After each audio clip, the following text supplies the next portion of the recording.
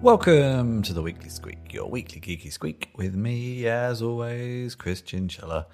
Hope everybody is well. We're into week something or other of 2021. It's already been quite an interesting year and actually an interesting week in technology too. I will not be covering CES this episode, mostly because I am ignoring it as always. And actually last year was the one year I was going to go and then didn't, and wish I had now. And this year is the one year I can actually afford to go because I can attend it in my living room.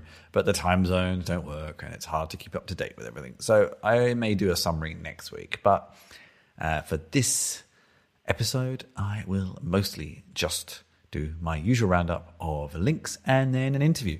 And my interview this week, I'm actually revisiting a subject that I covered a few years back now. And that is tech, startups, entrepreneurship in Ukraine, specifically in Lviv, on the west of Ukraine. And my interview this week is with Stepan Veselovskyi of the, to get this right, the Lviv IT Cluster. And we get some updates from what they've been up to in the past few years, their recent-ish conference last year that I have been to twice before, but of course, like everything else, happened online last year. Their choice of guests, and much more. But first, as always, my links for the week. First, something that came up in a few places, but really annoyed me how it was covered. First, this is from Catalin Cimpanu on ZDNet, but there's also, I have an article here from Nicole Perloff, David E. Sanger, and Julian E. Barnes on New York Times, talking about JetBrains, or specifically how JetBrains Team City was potentially exploited, not necessarily, you have to be careful with the wording here, in the SolarWinds hack. Team City is a build pipeline tool, a continuous integration tool, a continuous build tool, where lots of people build software, including some of the developers behind SolarWinds, and thus affecting some of their customers. This is where it was interesting because it was widely misreported what Team City actually is. Many tech journalists called it obscure, when I'm sure any of us who are in tech know that JetBrains is quite well known. Of course, it's founded in Russia, it's based in the Czech Republic, shady Eastern European countries, which just led to all sorts of poor reporting, and also not really understanding what it was. I heard one journalist describe it as a project management tool, which it is not, and I'm not entirely sure how a project management tool exploit would lead to software exploits, but there you go. So it was sort of widely poorly reported. JetBrains themselves actually put out quite a good blog post on the subject as well, which you should definitely find and have a look at.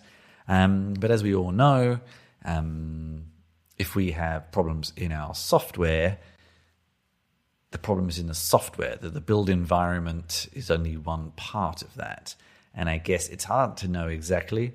I'm not sure if the JetBrains post explains it in detail, probably not.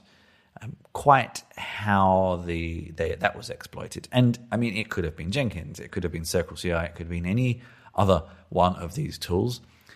If SolarWinds was the target, I'm sure a hacker would have found a way in, I think.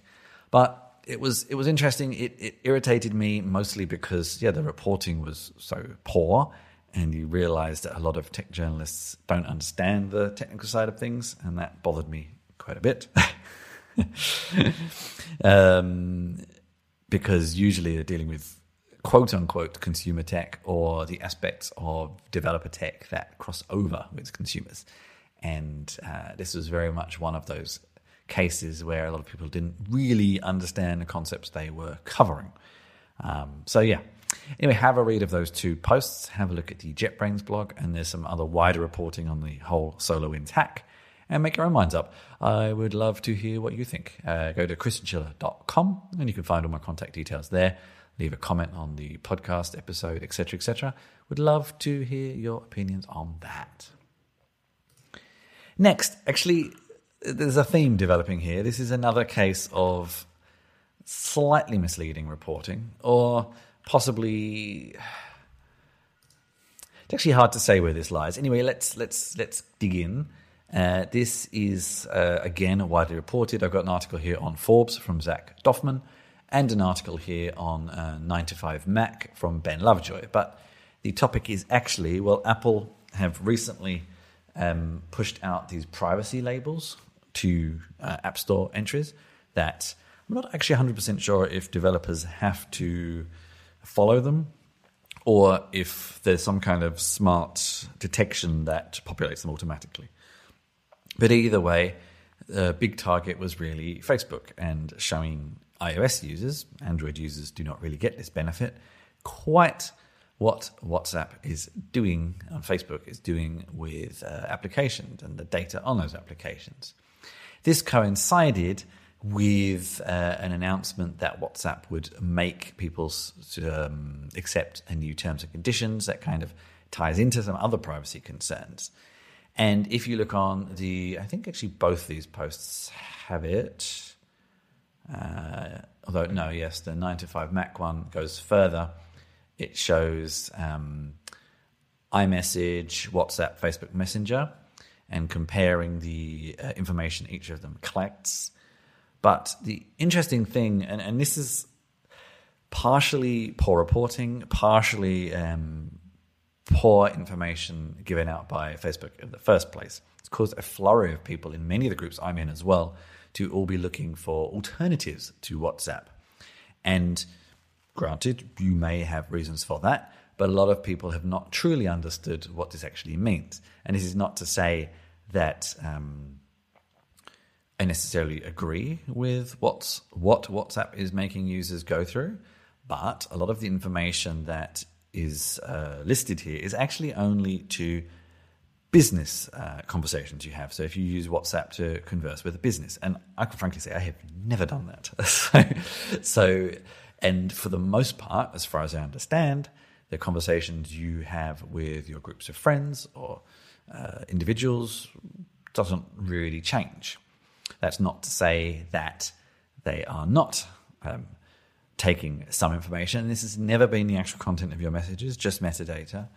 And I think this has been one of those many cases of people saying, I want privacy, without really understanding what privacy means and what companies were already doing anyway before they heard of it. And that's not me justifying the activities of companies, but just jumping on a bandwagon isn't necessarily understanding the issue, and that's kind of my main concern here.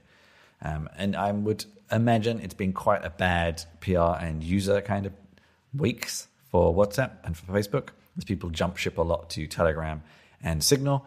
And Telegram has had its own issues, Signal not so much, although I am always concerned with any company that doesn't charge, because you never really know what might happen in the future. But so far, Signal seems to mostly be okay. But yeah, have a read through these. Have a read of some of the policies and the announcements that Facebook actually put out as well, and make up your own mind. And again, I would love to hear your thoughts. Next, an article here on Vice from Lauren Cowrie-Gurley from a couple of weeks back about Google workers launching the first union. Now, it's interesting that, I don't know why I can't seem to scroll this. I'm not sure. We'll just have video people will just have to put up with the same static image because I cannot seem to scroll this for some strange reason. But anyway, you can find that article if you want to on Motherboard. Oh, there we go. Now I can scroll. Excellent. So Google for some time has sort of blocked widespread unionizing, and workers have been increasingly pushing for it. And what you may or may not know is that a lot of workers in large tech companies, and I had this experience actually working for a large American tech company from Germany once, use what they call contingent workers. And they have never been able to really be involved with many privileges and meetings in the company, but also are not really able to unionize because they don't really work for the company. They work indirectly for the company, which is also kind of strange. And finally, a couple of weeks back, workers announced the establishment of the Alphabet Workers Union in collaboration with the Communication Workers of America, the CWA. So we'll see where that leads. They haven't really recognized the union yet, but that may or may not matter. It's hard to say, and this is American union laws. And this is actually something I found interesting. I did ask the writer of the article, but heard no response. Is this global? Google doesn't just have employees in the States, and in fact, in some respects, some of the workers that are potentially most vulnerable outside America and Western countries are around in other countries where workers' rights may be worse than the US. And what happens with them? So it's kind of a deep issue there, an interesting issue to ponder, actually. But it's a start. And finally, this is on Hackaday by Jenny List. The Amiga 1000, I think 30 years old, still receiving new, it's in the headline, receiving new peripherals 35 years later. And someone quite fascinatingly has released an SD card expansion for the Amiga 1000. And there's been a growing trend of some of this. People releasing games for old console, cartridge-based consoles, accessories that give you some sort of access to various peripherals and the internet and stuff like that to old computers. It's quite fascinating. I mean, I'm guessing that these are minority interest, minority use, but still quite fascinating to see people trying them and making them. And I love that things like this happen. And that was my links for the week. Hopefully you enjoyed those. As always, if you have anything you want to add, please head over to christianschiller.com or anywhere you found the show and just leave a comment. And we'd love to have a discussion with you. So now is my interview with Stepan Veselovskyi of the Lviv IT Cluster. Enjoy. My name is Stepan Veselovskyi, and I am CEO of Lviv IT Cluster. It's the association of tech companies here in Ukraine, based in Lviv. And I am also CEO of IT Arena conference, one of the biggest tech conferences here in Ukraine and also in Eastern Europe. And I attended IT Arena 2 and 3 years ago, I think. Can't quite remember. and covered the Ukrainian sort of tech scene then. And it was quite interesting, especially the second IT Arena. In the space of that year, it even felt like the local industry had really, really changed and quote unquote grown up quite a lot. I'd say that was at least 2 years ago, maybe. So in the past year or two, what do you think, what's changed again? What's it been like the past couple of years in Ukraine for the sort of tech and startup scene? So actually, it was our 7th conference. So we had before 6 conferences, and this one was in online. Yeah. So it's the biggest change we had this year. But, but again, starting from 2014, so when the first conference at Arena was held, so we grew a lot. So we had more and more participants from all over Europe and the world every year. So last year we had more than 4,000 people attending the conference. Yeah, and this year we moved to online format. Of course, like everybody is doing, into 2020, moving to online. Yep. So, and it was really interesting case for us because we are the only one conference in Ukraine which moved to online format. Like other conferences, tech conferences in Ukraine decided not to organize their events this year. So for us, it was a really big challenge to create, this experience for our attendees, like offline event. I think that all event organizers this year in the world face these challenges: how to show the value of offline events on online events. But we succeed. I should say we succeed. So we had a lot of participants. Also, we had a lot of startups who attended the conference this year. And our startup competition, Ukrainian startup competition this year grew a lot. So we got, more very interesting startups. And I think that the level of the startups also was, much more higher than other years. Okay. So, yeah. So the 2020 hasn't necessarily slowed down that appetite. What do you think has been one of the biggest changes in 2020 for Ukrainian startups? And ignoring some of the obvious, that's been the same for everybody, but what's some other things that have maybe changed for you? Changes for startups, I guess that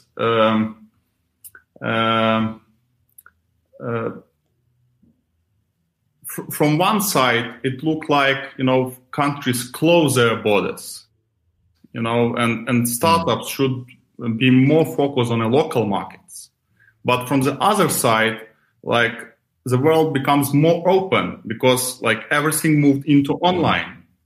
So I think the biggest challenge for Ukrainian startups was to, and is now, to test their ideas on local market, and then they face, like the bigger challenge to move their products to other markets. So in case we have, like a normal situation in the world without all these lockdowns and so on, so you are more flexible. So you can fly to United States and build your business there, but now you should do this, remotely.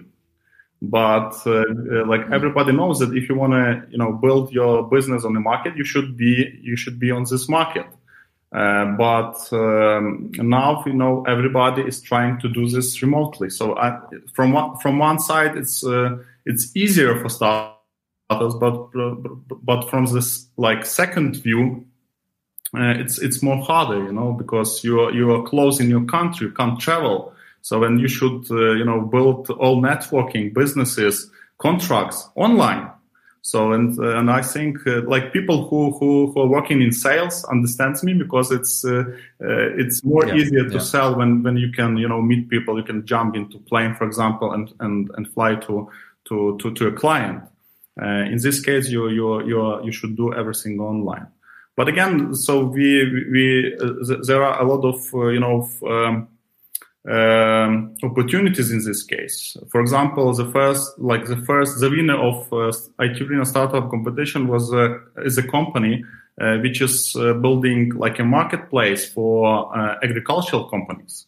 So COVID lockdowns like forced all these companies to work online.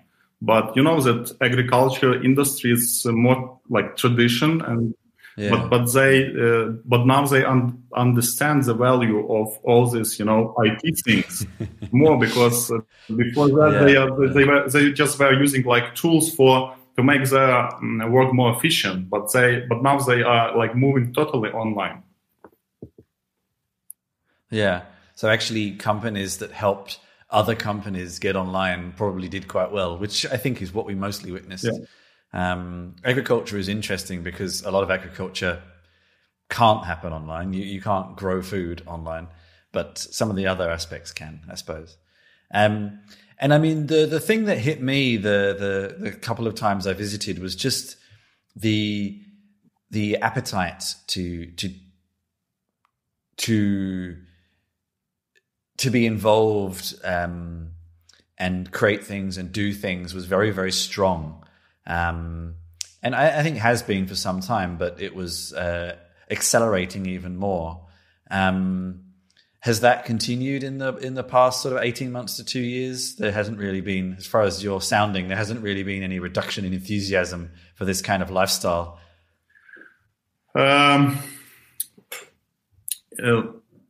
Sorry, but could you please repeat the question because? Yeah. It started out with an idea and then got a bit vague. So, I mean, one thing I found it with a lot of Eastern European countries, but especially with Ukraine, this kind of energy for just trying lots of ideas. And I think some of it comes from why not?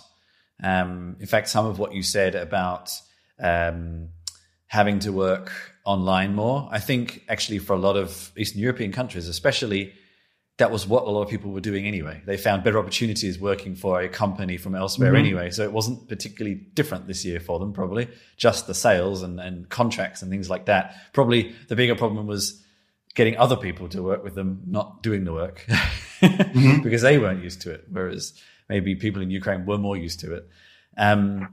But in the past 2 years or so, I mean, this year has been an interesting special case, but in the past 2 years, has that enthusiasm continued? I know last time I visited, there was a fear that some of the visa changes into Europe, i.e. making it easier, would mean a lot of talent might leave. And thus, just at the perfect time when Ukraine was getting a really good local industry, a lot of the talent would just leave. Did that happen, or did the local scene continue to grow? Actually, the local scene is growing very fast, and actually we do not feel that like local people are leaving the country because Ukraine started to be more integrated into like I don't know, Eastern European or European Union life. Yes. So I think that we have, even if you're talking about Lviv, so we have like positive dynamic of people who are moving into the city, because we managed to build very, very attractive city for people who are working in tech industry. It's very nice. Yeah, and we have a lot of people from other cities in Ukraine who are coming to Lviv, to live here and to build career here. Of course, we have some people who are looking for some opportunities, in other countries. It's normal. But again, we are here, my organization, and a lot of other organizations. So we are trying to build here like most comfortable conditions for people from tech, and we are trying to attract people from all over Ukraine, and also now we are trying to attract next stage on our strategy to attract people from Eastern European countries, because we have a lot of values we can offer to them. For example, we can say that Ukraine has very good conditions if you're talking about taxes for people who are working in IT. So, and in this condition, we can even compete with Eastern European countries to involve people from these countries to come here, because they can work here even now remotely. For example, like 2020 showed that you can live whatever you want, and you can work for a company, for example, in Berlin, but you can live in Lviv, and you can spend like less money. You can pay less taxes, and and you can get more value for you. And I believe that after all this lockdowns situation will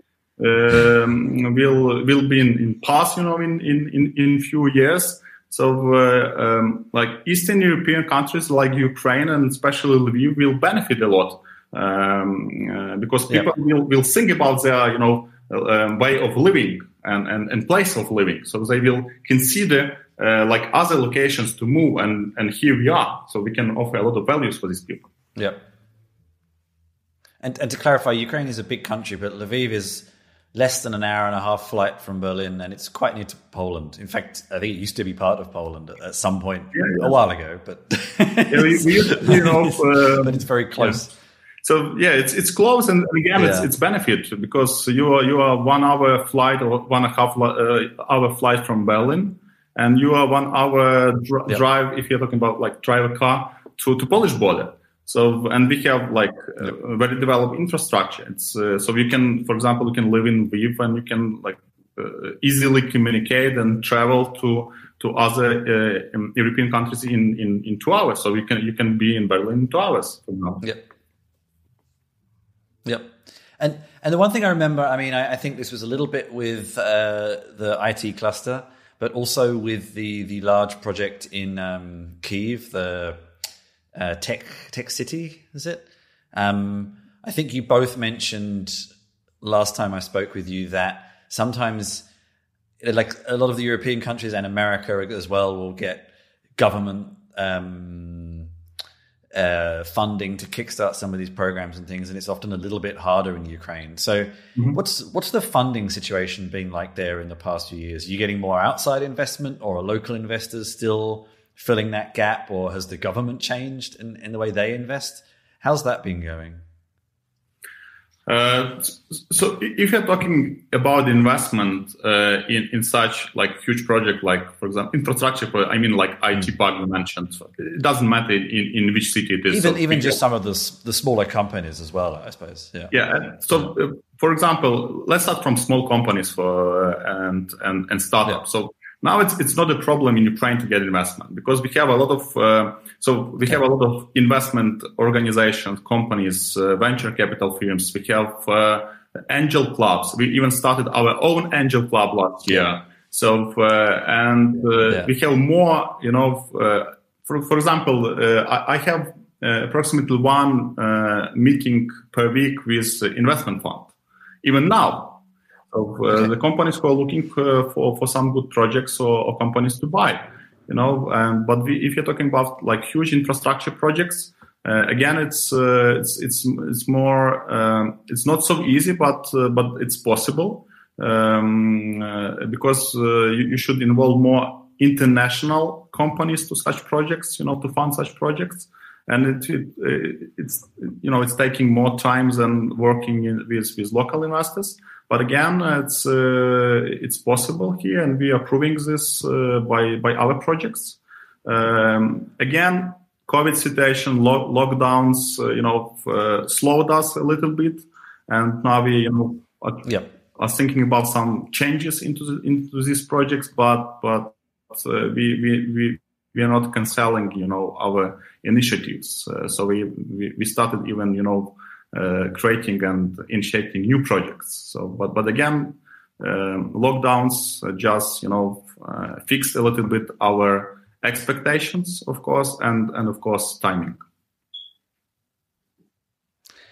And what sort of markets do Ukrainian startups tend to look at? I remember that there's still being a fairly large US and Europe focus, which makes sense. Europe, definitely.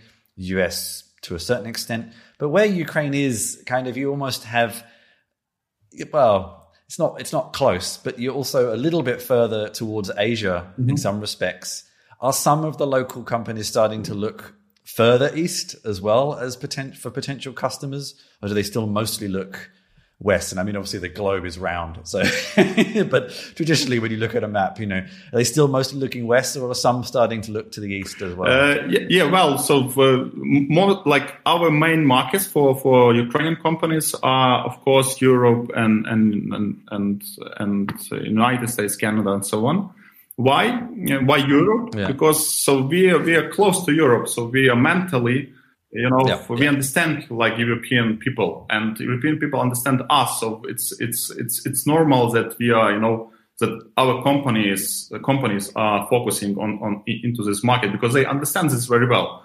And why Canada and, for example, United States? It's historically because IT industry in Ukraine started from outsourcing, like from consulting, and first clients of local companies were clients from United States and Canada. And actually, the whole IT industry was built on experience,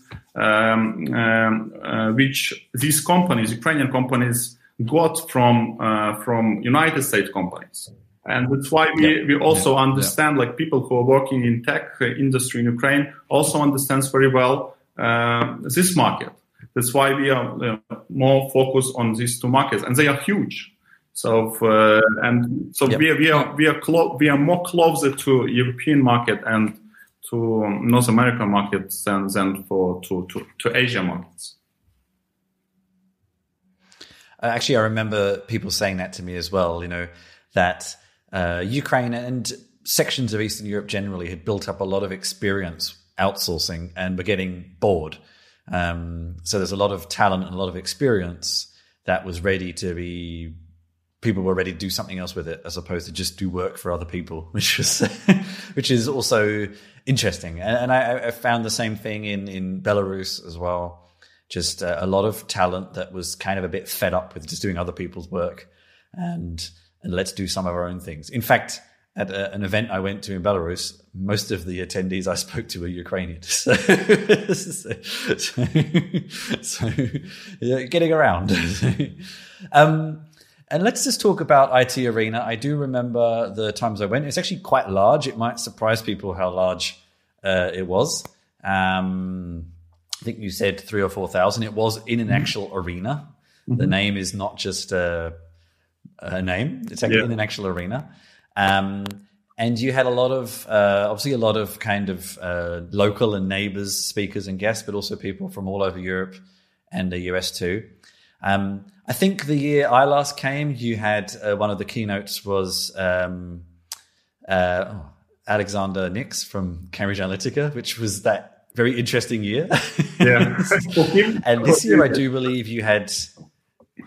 Yeah, it was a very good talk, but interesting. I won't say it was a positive talk. I think a lot of people were just like, "Whoa, what?" But and then this year, I do believe you had Richard Stallman. Yeah. So it's interesting because you're not afraid to have controversial speakers, shall we say? Richard Stallman has not had the best sort of year either. Is that an intention? Do you kind of like to maybe poke a little bit and say, well, we'll get some people that might get some people talking, and but let's see what they've got to say. Is that something you intend to do, or is it just coincidence? Actually, we every year we are trying to bring some people, some speakers who like have like different reputation on the market. Some people love them and some people hate them. Yeah. So that's why it's very interesting, to bring such people to the conference, because they are like producing a lot of emotions, not just only like a speech, only knowledge, but after such speeches, people can, talk a lot about these people also. For example, Alexander Nik, so he was our speaker 2 years ago, or even 3 years ago, but even now we are talking about him. So and this year it's Stallman. So with Stallman we had communication during the last 3 years. And finally we agreed that he will come to IT Arena conference, and online happened. And so we host him like online this year. But we hope to bring him, for example, next year if we will organize a conference offline, of course. So we expect that we will be offline, next year. But again, everything can happen, So and maybe the interesting idea will be, after, for example, in 2020 or 2023. To bring all these people from previous IT arenas like Alexander Nik, and to make, for example, like panel discussion, with these people. I think it What's it like not being liked? Yeah, that would be interesting for sure. And actually, I just wonder. I remember at the in-person conference, you also liked to do a lot of kind of interesting production with the animated voice and things like that. What did you do online to recreate some of that? So it was hard for us, to bring this digital experience, this, wow effect for attendees, because IT Arena is famous also by these shows, during the conference. This opening ceremony, like presenting speakers and all this, stuff. When you have like a huge stage, with the lights, with the big screens, it's more easier to make, a good show for people. But when you are online and you do not understand, like in what device, like people will look your show, will watch your show, it's very hard to create this experience for them. But we tried, so we created like a small digital show, like video with our digital host, digital host Arena. And we tried, to build this communication between the conference and attendees through the devices. It was not like a big screen show. It was more personal, addressing to each participant, not to the huge audience. I believe so. We managed to do this. Actually, we have this video on our YouTube channel, so everybody can review it. So we tried to build some interesting digital stuff, but again, it was more personal. Yeah, and interesting. If I look at the speakers for this year, you had a lot more from around Europe. I guess sometimes this is one of the positives of online events. You can get people from places that maybe would have found it harder for whatever reason to come. I can see you've got Unity, Atlassian, Elastic, BMW, Klarna on kind of the smaller side, Branch, Facebook. These are a mixture of international and European success stories. And I can see a couple of Ukrainian ones that I know listed in here, like MacPaw, for example. But I'm not recognizing as many Ukrainian company names here as before, probably because I'm just not aware. So what are some sort of bigger success stories from the past year or two that you think people should know about from the local scene that I think I've missed, so other people have possibly missed too? Actually, we are trying, every year we are trying to bring these success stories to IT Arena as speakers from these companies. For example, Grammarly, I think that everybody heard about the Grammarly. It's, Grammarly. Well, Grammarly and sort of GitLab are the two.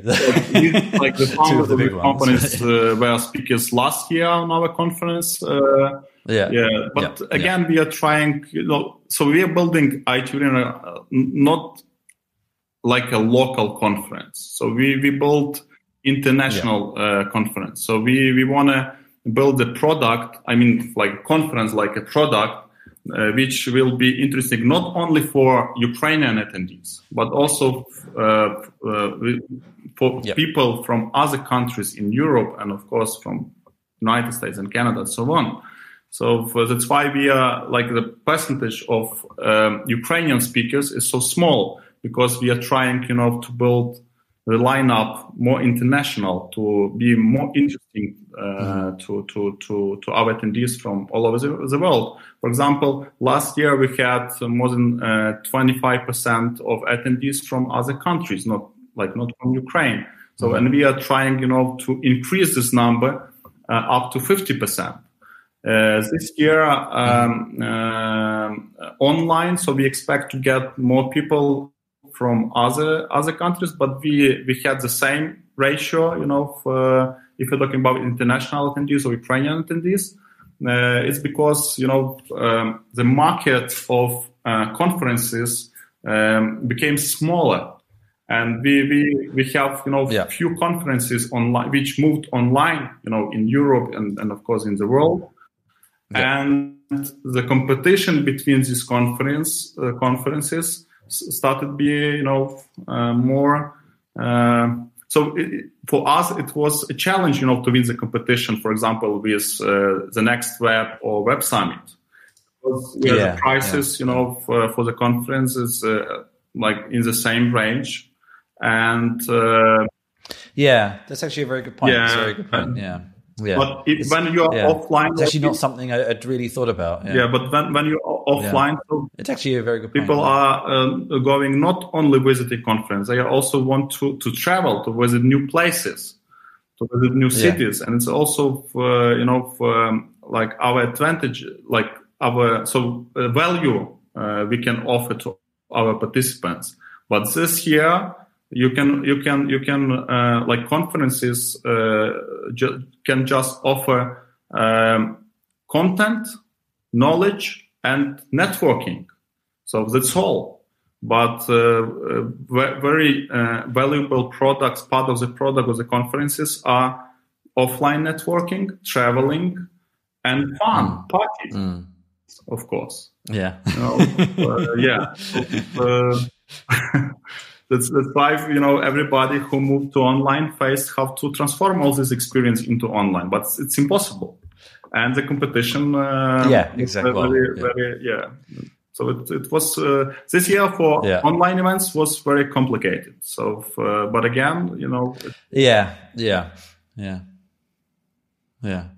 So, putting aside IT Arena, I mean, what happens next year? Sort of wait and see, I guess. For the IT cluster, what's the plans for the next 6 months to the year? What have you got planned? What projects do you have planned and programs? What are you working on? So we started focusing more on education. So actually, during last 7 years, education was one of the biggest our focus in our activities. But this year, when lockdown happens, so everything is closed, and everybody is paying more attention inside the country. So that's why we understand that we should pay more attention to human capital, because now it's right time to do this. So and we started few educational projects, and we hope to continue to develop these projects into next level during next year. Of course, we are continuing our media projects and of course conferences.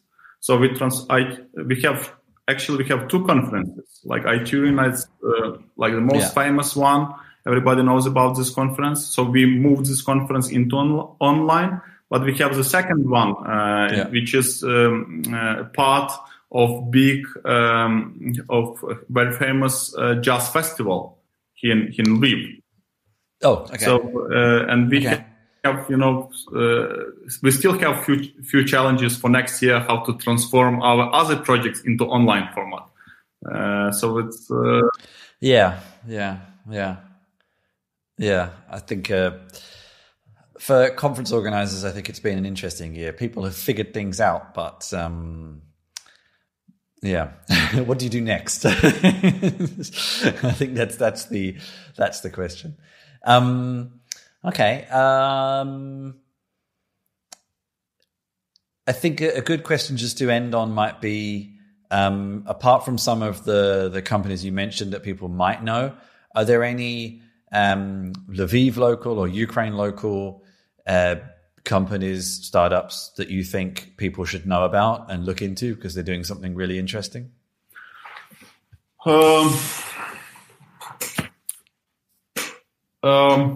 Actually, I can't, tell you some names and brands because if you're talking about startups, so we are working through the IT Arena conference, which is not like only Lviv history. So we are more focused into the whole Ukraine and not even Ukraine. So, but if you're talking about Lviv, so as a Lviv IT cluster, we are mostly working with like sustainable companies, middle-sized companies, big-sized companies, and so on. Okay. So we are not focusing, on working with startups. So only through IT Arena we are supporting the startup scene, and also through our Angels Club, Lviv Tech Angels we called it.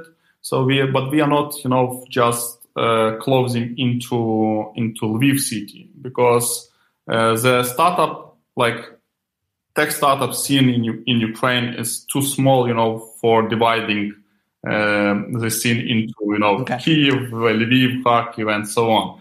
And our aim is to support the whole ecosystem in Ukraine and to help startups. It really doesn't matter. For example, the startup winner of startup competition 2020 is a startup from Kharkiv. Yeah. So it's not. So we are not only Lviv story if you're talking about startups.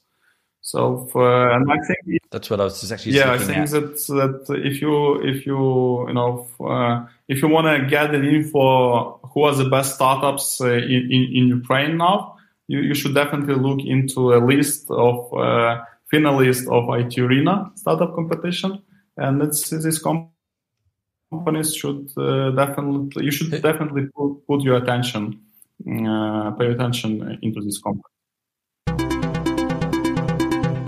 That was my interview with Stepan from the Lviv IT Cluster, and now just a few small updates from me. So, heading over to christianchiller.com, what is new? My Dexpose this week was with Apollo, who will be on my podcast, on the podcast you're listening to in the next couple of weeks. And then late last week was also the Solo Adventurer, computer-generated dungeons with AI Dungeon. That was a whole lot of fun and very, very surreal. So I really recommend you go and have a look at that. Board Game Jerk episode 4 will be releasing, I think, next week. Just got approval from everybody and going to probably schedule that to publish. Likewise with Stories About People, episode 3, 4. Just putting that together. That should be out soon too. What else? I have a couple of new posts over on Humanitech on their blog, if you like. And a few other new blogs coming soon. And what else? I have started play testing my Call of Cthulhu scenarios. If Call of Cthulhu is your thing, reach out to me. I'd love to schedule a play test with you. And I'm actually going to have a roll and write game, if that means anything to you, ready to play test soon too. So if you're also interested in that, let me know. And all of that said and done, that was the Weekly Squeak for another week. Please rate, review, share wherever you see or hear the show. Sign up for my various newsletters. And yeah, as always, I'll see you next week. And thank you very much for joining me.